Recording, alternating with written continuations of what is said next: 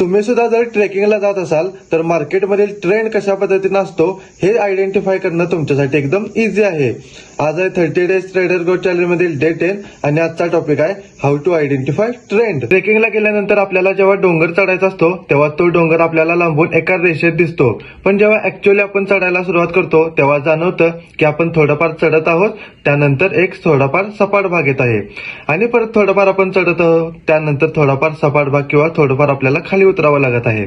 यालाच मार्केटच्या टर्म मध्ये हायर हाय स्ट्रक्चर म्हणतात आणि मार्केट अप ट्रेंड मध्ये आहे असं समजलं जातं. डोंगर चढल्यानंतर बघा त्यानंतर एक मोठा पठाराचा भाग सुद्धा येतो. तिथं मोठे चढ पण नसतात, उतारही नसतात. अशाच टाईपचं स्ट्रक्चर मार्केटमध्ये दिसलं तर तुम्ही तेव्हा म्हणू शकता मार्केट साईडवेज आहे. त्यानंतर येतो डोंगर उतरण्याचा विषय.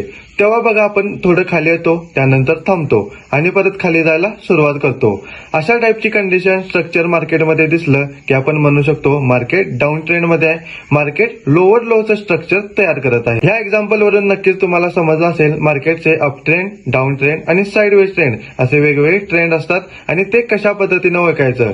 नक्कीच आपल्या पेजला फॉलो करा आणि मित्रांच्या सोबत सुद्धा व्हिडिओ नक्की शेअर करा.